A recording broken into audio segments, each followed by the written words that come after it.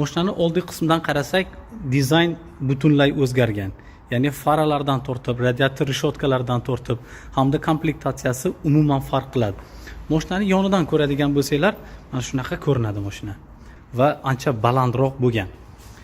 Mana hozir bu yerda ham aytib qo'yishibdi, mana 8 ta airbag bor ekan bu mashinalarda. Hamda kuzov umuman yangitdan qilingan. The Next Spark, ya'ni keyingi Spark deb nomlanadi bu. Hozir bunda Premier degan komplektatsiyada. Bu ya'ni oxirgi topga kiradi. Aslida bunda hozir 6 ta, ya'ni Koreya bo'yicha 6 ta pozitsiyasi mavjud. O'shalar har biri o'ziga qarab narxi har xil, hamda balonidan tortib, dizayn va ichkaridagi qulayliklar hammasi shular haqida aytadi. Azizlar, mashinaning tarixiga ozgina nazar tashlaydigan bo'lsak, bu Spark 2 hisoblanadi. Spark 2 2015-yildan beri ishlab chiqariladi.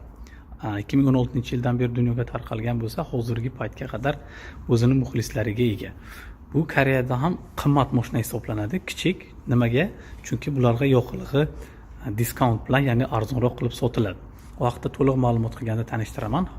Mashinada avtomatik o'zini to'xtatish, yon bokovoy oynalardan, ya'ni ko'rinmas joylarni ko'rish, sleeping zonalarni ko'rish, oldi qismidagi sensorlar, keyin mashinaning ancha aqlliylashtirilgan, ya'ni ko'p joylariga innovatsion funksiyalar kiritilgan. Faralar avtomatik o'zi qorong'u tushganda yonadi. Orqa tomondan ko'rinishi mana shunaqa. E'tibor bergan bo'lsanglar, mashinaning tomi rangi qora, ya'ni bu komplektatsiyasi yuqoriligidan dalolat beradi. Keyin ko'rgan bo'lsanglar, Chevrolet degan mana bu logo bu yoqda qoraytirilgan. Sabab nimaga? Bu mashinada xrom ishlatilmagan, Black Edition sifatida bu ko'riladi. Ko'rib turgan bo'lsanglar, faralar umuman boshqacha, pastdagi mana unaqa stop chiroqlar boshqacha, mashinada parktroniklar bor, zavoddan keladi. Menga yoqqan hatchbacklardan yana bittasi, chunki bu O'zbekistonda ham kelajakda baribir ishlab chiqariladi yoki borib sotiladi shu mashinalar. Ayniqsa mana bu diskalardagi ikki xil qora hamda mana unaqa mokra asfalt svet ikkiga bo'linib, ya'ni ikki xil qilib turibdi diskani. Balonlar 195 ga 16. Bu zo'r degani mashinaga. Bunaqa kichkina mashinalar uchun, hatchbacklar uchun zo'r degani. Diskalar o'ziga qarab har xil. 14, 15, 16 diskalar mavjud. Bu aynan 16ligi. Tasavvur qilinglar, Sparkda 16 diska zavoddan. Bu o'sish degan, haqiqatan ham revolyutsiya, zo'r. Agar mana yondan qaraydigan bo'lsak, mashinada nima bor? Mashinada pult hamda komfortli xod mavjud. Mashinani dizayni umuman yondan ham o'zgargan. Ya'ni zerkallar, bokovoylar hammasi qoraytirilgan, ko'rib turganinglardek, boshqa komplektatsiyada xromlashtirilgani ham bo'ladi. Oldindan mana sizlarga men ko'rsataman, mashina zo'r chiqqan. Mana shu mashina Kia Morningga haqiqatan ham raqobatchi bo'la oladi. Bundan oldingi Sparkdan bu ancha yangi, motorlari ham umuman boshqacha, u vaqtda keyinroq, ko'rinishi ham zo'r. Menga shaxsan yoqdi. Hozirgi vaqtda bu obnovленный versiyasi, ya'ni restyle bo'lgan, sal buyoq-buyoqlari o'zgartirilgan. Narxi 14 million 870 ming won. Bu hozir narxni tepada qo'yaman, ko'rishinglar mumkin. Mashinaning tashqisidan yaxshilab ko'radigan bo'lsak, faralar mana lupalar bor, oddiy faralar ham bor. Keyin mashinada qo'shimcha sensorlar bor, mana ko'rib turibsizlar bu yoqda. Hammasi xavfsizlik uchun, ya'ni boshqaruvda yana ham haydovchiga osonroq bo'lishi uchun. Xo'p desanglar, mashinaning ichkarisiga kiramiz. O'shanda yana bafurja gaplashamiz. Azizlar, mashinaning ichkari qismiga o'tamiz hozir. Mana bosamiz, ochiladi. Yopilishlari zo'r. Mana men sizlarga ichkaridan bitta olib beraman. Ichkari qanday ko'rinadi? Shunaqa ko'rinadi.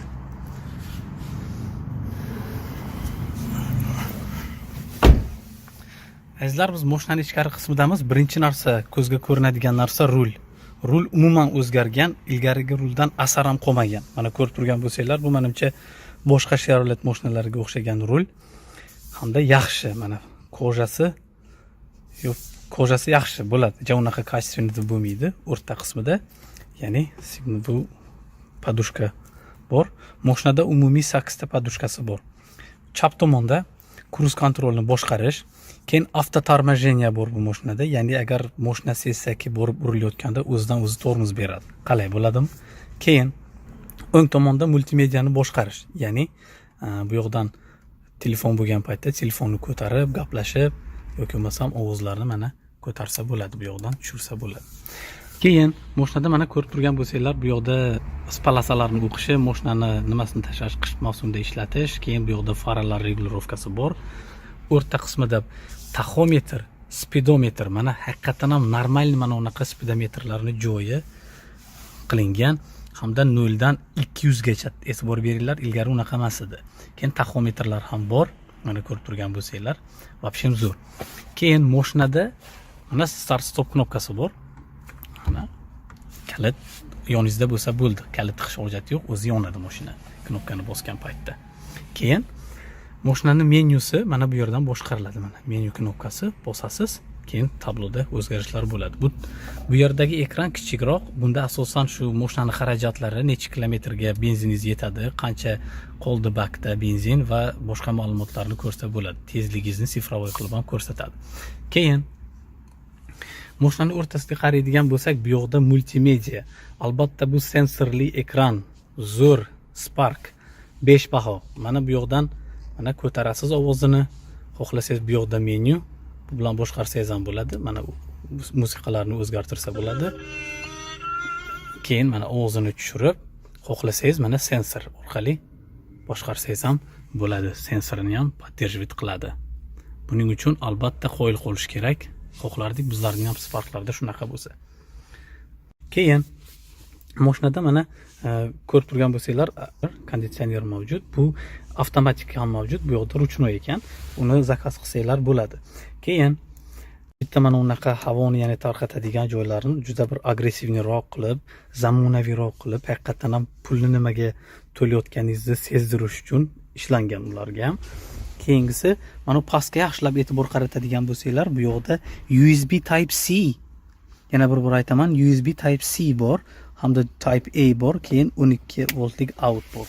Bu juda ham zo'r degani. Turgan bo'lsanglar, u yerda ham ya'ni airbag bor.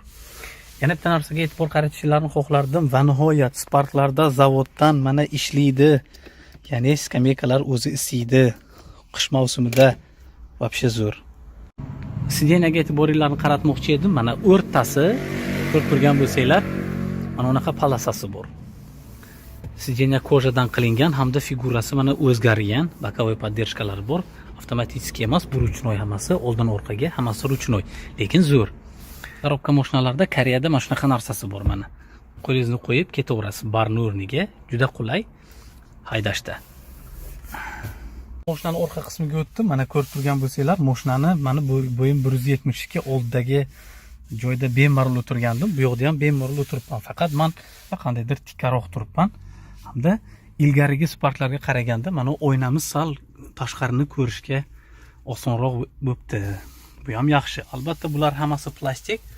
Bunga e'tibor berish kerak. Mana bu yoqda ko'rib turgan bo'lsanglar, kolonkalarning joyi. Keyin zo'r, yomon emas. Sparkni ochish uchun orqasida mana unaqa rechag yo'q, knopka bor. Faqat knopkani bosasiz, mana avtomatik ochiladi. Bunga yaxshilab e'tibor berishgan, karoslar haqiqatan ham zo'r. Sparkning obyomi bagajniga 337 litrni tashkil qiladi hozir mana shunaqa turishi. Agar buni yotqizsa, u juda ham katta bo'lib ketadi. Men to'liq ma'lumotlarni ekranda qoldiraman, ko'rishinglar mumkin. Hamda mana mashinada o'zini kovriklari bor zavoddan.